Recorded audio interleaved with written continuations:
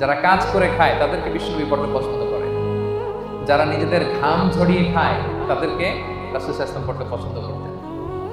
এক সাহাবী তিনি জঙ্গলে গাছ কাটতেন, লাকড়ি বানিয়ে সেটাকে বিক্রি করে খেতেন। তো তার সাথে বিষ্ণু ইসা ইসলাম মুসাফা করলেন এবং দেখলেন যে কাজের কারণে তার হাতটা বড্ড শক্ত। বিষ্ণু ইসা ইসলাম ওই শ্রমিকের শক্ত হাতে চুমু খেয়েছিলেন। সুবহানাল্লাহ ওয়া বিহামদিহি। তো আপনাদের জন্য জান্নাতে যাওয়া সহজ, কারণ আপনাদের ইনকাম হালাল, ঠিক কিনা? যারা হালাল খায় তাদের জন্য জান্নাতে যাওয়া সহজ, তাদের দোয়া কবুল হয়।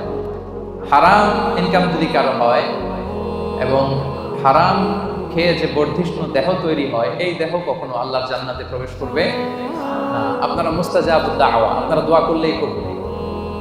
তো আমার কাছে দোয়া চেয়ে লাভ নেই, আজকে আমি আপনাদের কাছে দোয়া চাবো, আপনারা দোয়া করবেন। আপনারা দোয়া করলেই দোয়া কবুল।